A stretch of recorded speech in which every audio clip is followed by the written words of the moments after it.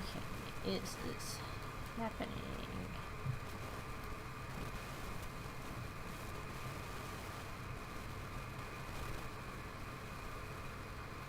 Okay, I think we are now technically streaming. Oh, I guess we should keep an eye for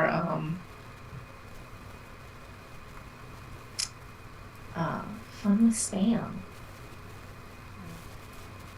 Okay, and then what would be the... I'd share this, I think.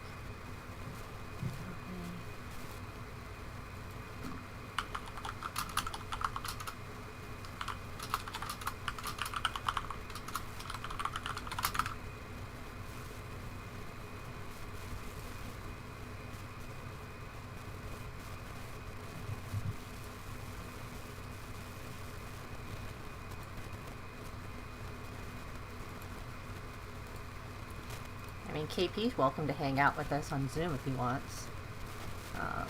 I don't think he's in, No. though. Okay,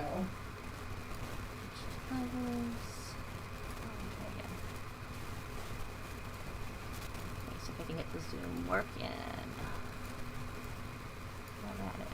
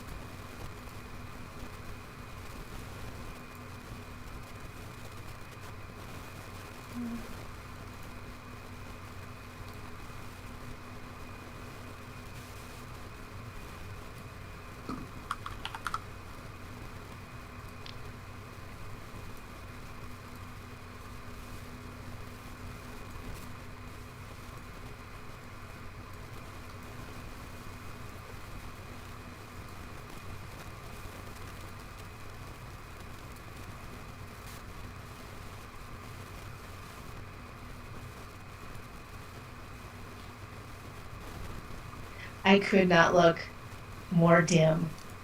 Oh god. I cannot.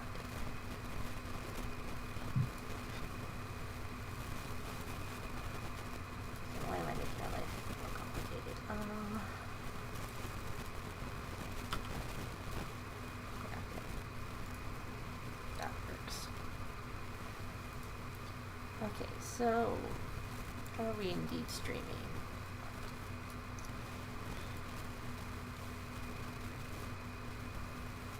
The live stream is live. It's Okay. showing you, Is it it's showing your my fiddling with the overlay. is it showing my overlay? Okay, fine. Hmm. Okay, lovely. Hold on, let's try. Because what I'm seeing on it, unfortunately, is just like frozenness. Let's try to get better sense. Our audio is going through, so hey, that's great. Okay. Hello, friends. You may not be able to see our sweet Yeah. smiling faces, and I may look kind of weird and lost in space, but we are indeed here, and available to answer questions if you put them in the chat.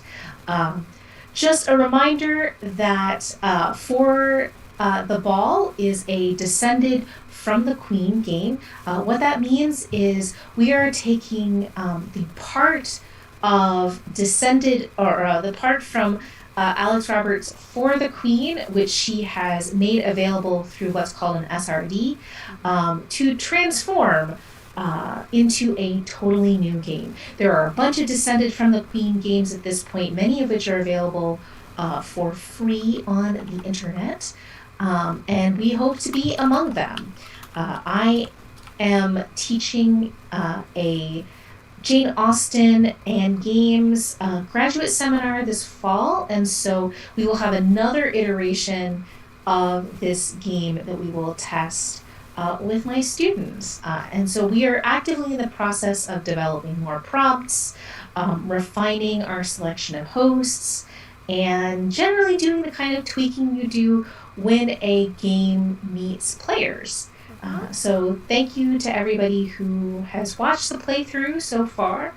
Um, what's really lovely about the kind of game design community is that it's really one where you kind of pick up and go. You just start doing it.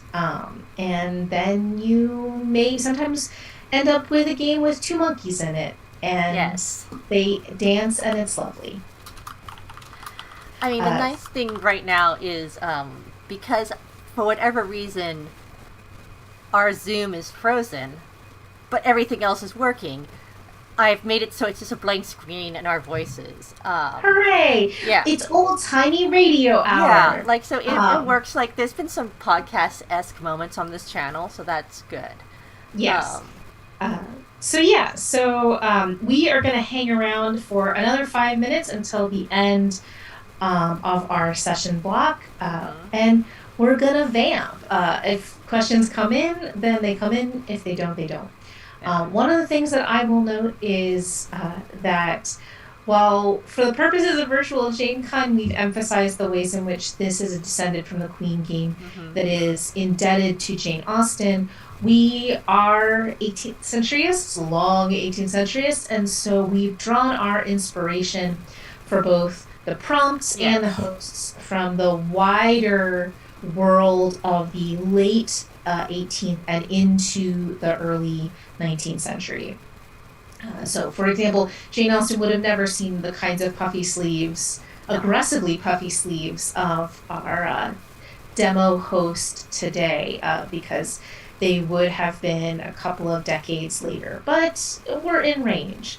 We are very interested in representing more women writers from this period, the women who were publishing alongside Austen, and the people who Austen drew from as inspiration. So the monkey, for example, comes from the work of Frances Burney, who desperately needs a film or television adaptation. If you love Austen and think there should be every once in a while a little bit more physical violence or slapstick or critique, or if you want to actually see aristocrats in your 18th century fiction that's working through the same kinds of questions about what marriage is, how women should operate in the world, she's one of the great ones, and one that Austen, of course, cites in Northanger Abbey as one of the great masters of the form, along with Edgeworth and others. And do I actually have things working now? That would make me happy. That would be funny. It would be funny if, like, after we did that talk. So I guess one of the questions too is, now that we've done a playthrough, what are some things that you would like, that you feel need to be, are there any like scenes or particular aspects you would like to add or go forward with? There's definitely some tweaking, especially in terms of expansion. We need more prompts for the Queen. The inspiration game has about twice as many prompts as we have at the moment. So we are actively seeking additional prompts. So if you are thinking of a ballroom scene that you are very interested in, then by all means, you can reach me at Friede, Friede, on Twitter, or you can reach Emily at EMNK with suggestions. So that's really kind of the biggest push. I think we're pretty satisfied, although about the ways in which the cards are high contrast enough. So it's worth noting that all of the art you see in the cards has been in terms of like the design and the graphical layout and choices has been made by Hannah Stefanczyk, who is a recent Master's in Technical and Professional Communications master's student at Auburn University, who is also a big Jane Austen fan. She made color decisions and things like that in consultation with me, with an eye to ensure that this is as friendly as possible and as accessible as possible and legible as possible. I think we might need to do a little bit more testing with folks who have various forms of color blindness, Yes. to ensure that our red teal, which is never used for type, but there's some places where there's red and teal, Right. which could be very close for people who are red green colorblind. But generally speaking, we have gone for high contrast, clear, large text, readable fonts. And so far so good with that. Um, we I think some prompts land better than others. The Yeah. trick with designing a Descendant from the Queen game is figuring out prompts that can go in a lot of different directions to allow for replayability, Right.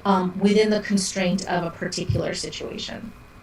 Right. And remind me, like, and there's been other ways these games have grown. Is Quiet Year is there a connection between Quiet Year and For the Queen, or am I Um, misremembering that? Quiet Year is designed by a uh, different designer, Yes. but they are both really lightweight um, games that are very.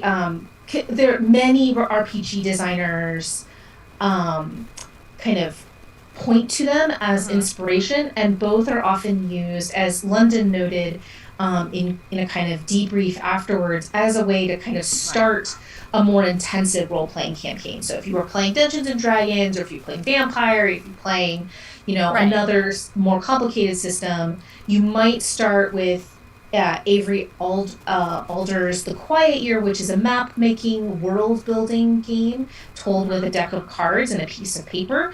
Um, or you might start with For the Queen as a way to start thinking about kind of major antagonists Yeah. or protagonists or quest givers that you might come across. I think it's not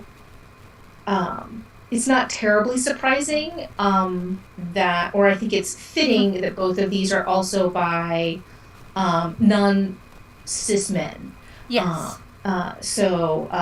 I think that's something that is worth honoring. Yeah. Yeah, they, I believe, both identify as female. But Right.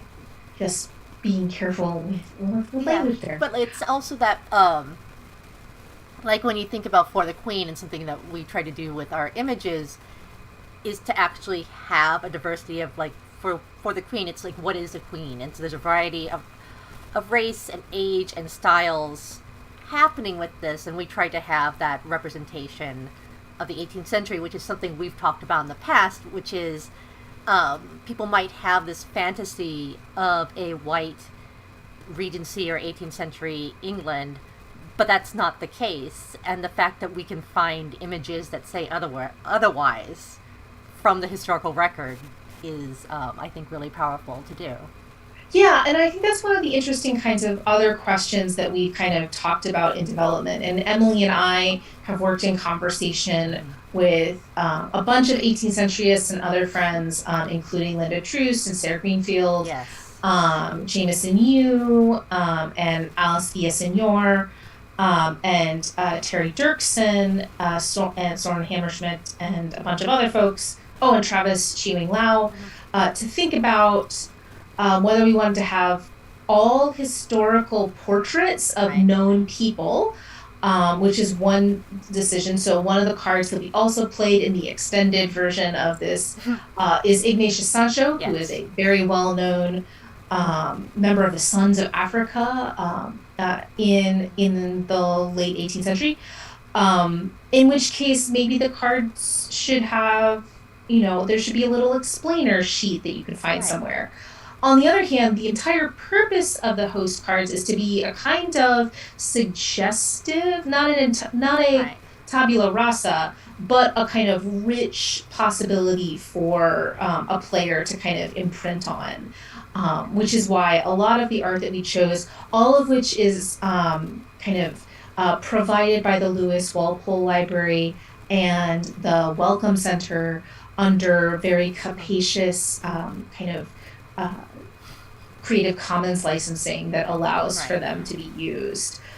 It also means that, there's a reason why the medallion format was chosen rather than the full card spread that you would Right. see for the queen deck, because the art isn't big enough Mhm. to display at high resolution. So we went for the kind of medallion, Yes. like it's a miniature on Right. ground, which also felt Felt appropriate right. for No, that I felt period. like aesthetically and the colors chosen really felt right. And I like the idea of having some sort of explanation for if people want to know more, including things like some of the prompts we have, as we noted it during the stream, are from Bernie's Evelina, right? So there's this moment where it could be both we want people to be able to explore and create their own stories, but if you want more information, there is a non-role playing tabletop game. I'm thinking of like Splendor, where Mhm. the online version does have explanations over who the portraits of the different early modern figures are. The physical games I've looked at have not, Mhm. which That's an enhancement rather than essential. right, and I think that having that, um, it's there are moments where like if you say Empress Elizabeth of Austria, the picture that's in Splendor is not who I think of, and I was like, oh, because there are many, like there. Yeah. So the other thing about that is that we are hoping Mhm. to put this into places where people can play with it. Right, So what you saw in our playthrough is an instance currently on Roll20, which is a virtual tabletop environment. And we're hoping to make that more publicly available once we figure out. We're still learning how to do a lot of this. yeah, The other place that we can distribute this in a print on demand physical form is itch.io, yes, where a lot of independent game designers will put both video and paper-based games or printable games. right, So it's highly likely that once we finalize a kind of print and play version, that we'll put it over there. Also, you can make your own Descended from the Queen game. hmm If you go to, I think it actually is Descended from the Queen right, um, uh, .com, but let me double check that. Um, but basically, Evil Hat Productions, which is the publisher of For the Queen, has set up a way.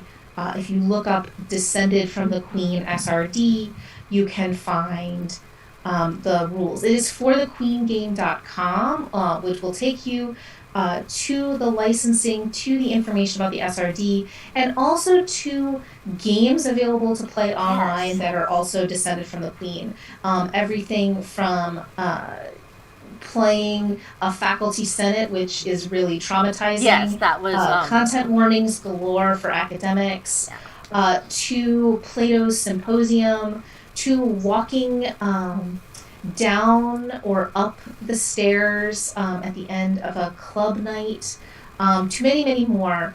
And there's a really lovely website that also allows you to just like upload a string of prompts as a random card deck. And so that's how we did the very initial alpha testing right, of the prompts, was no art, no nothing aside from the prompts, and seeing what played out kind of in that random selection, which was super cool. And that was how we did the initial culling of cards that weren't working, prompts that weren't working in those kinds of ways. right. And the playtest that you saw today, I think, was the first time where the player group was not majority specialists in this period, and I think you can see that. Right. And so it's going to be, I think, additional play testing through people like my graduate students who are smart, bright humans, but do not Right. identify as specialists in the period. It'll be interesting to see how it plays there. We've used some language, things like, why is your dance card empty or full? Right. that are not necessarily clear to folks who are not already steeped in the culture of this particular moment. So it'll be Right. interesting to see if we decide to tweak those, change the language, or add a little explainer at the bottom. Right. We'll see. I mean, the explainers, the annotations, especially if this becomes, if this is used sort of as a teaching tool or in classrooms, I think would be useful and hopefully crowdsourced. But it's in some way. I guess there's also this moment of like what are some prompts that you might pull from novels? Because when we were doing this, we were thinking of Jane Austen. We were also thinking of Frances Burney. Like I would like to maybe put some Camilla and Wanderer ones in there, something along the lines of like you're in love with your cousin, and but your your mentor tells you just to instead of actually using your words and talking, just stare at her for a while and like watch some version of that. I mean, because I think there's a lot of interesting questions it could go into, and I think that's also the idea of tone as well. I'm thinking Mhm. about the Faculty Senate um, RPG, which I think is fun for. It was fun. I don't know if non-academics would be attracted to it, and I feel academics are traumatized by it, but in a lovely way. And I feel like when we think about what we would pick for prompts, there's ways that you could go into a lot of interesting questions about socioeconomics, about questions of the day. That might not be what the tone you would want as for the ball, right? It's fun, it's light, you know. Yeah, and For the Ball is a hard one, it should be noted, title. We had originally tried to think about like, what's the equivalent to our queen? Mm-hmm. And that was a really hard, and not all Descent from the Queen games work that way. Right, They're not all about a central person. But it seemed like a good fit. But we had thought about, is this going to be the object of everyone's affection? But that also seemed to be kind of right, limiting in some way, shape, or form. So we wanted a person who would definitely be at the ball, but not a person who necessarily had to be old or young or a particular gender. But it took a while to figure that out. yeah. I think ultimately this is an exercise in a lot of ways. It's an experiment. So Mm-hmm. thinking about audience is still a little loosey goosey. And that's where we're really curious, I think, to find out whether, this is something that Austen nerds might be interested in, because we Right, simply do not know.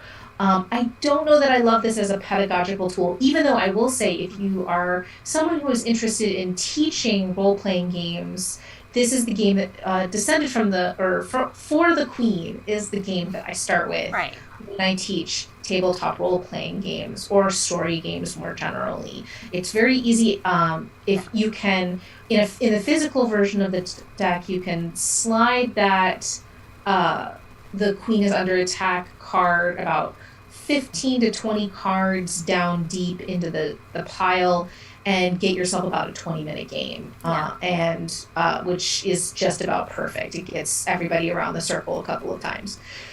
So but it's useful precisely because it's not trying to teach anything. And I and right, I don't know how much this particular system can bear in terms of pedagogy, but right. we'll see. I mean, I Um, think in terms of thematic play, um, and maybe not as a teaching tool, but as an exploration for people who maybe are exploring a topic, it could be a way of doing this. And I'm thinking also how the role playing game Good Society is not, I would argue, a teaching tool, but in the classroom it has been useful to when teaching Austen to talk about setting up characters and tone and those conversations.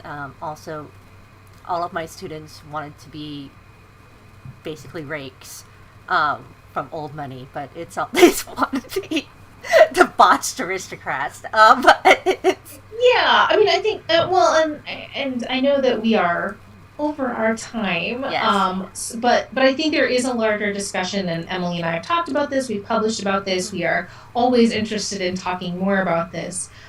Is that we've got a real challenge with Austen-based games. mm-hmm. Questions of representation, questions of the ways in which we're communicating what parts of this period we are communicating. And this is a fairly lightweight game, Yeah. but we're people who take it seriously. So I think that's this is the note from where we are at the Right. moment. And we will develop more, especially over the fall, and we will get back to folks. Maybe next year for virtual Gen Con, we won't even have a prepared. We'll just have a how to play Yeah. that we'll post, and then maybe we'll just play in the Discord or something like that. That would be Bianca, cool. don't know if you're watching this at any point, but we'll talk. Yes, exactly. But yeah, so for those of you who are watching, who will watch after we have been live, thank you so much for your interest. We are excited to have been a part of Virtual Gen Con again this year. Thanks so much and have a great rest of the conference. Yay. Bye. Bye.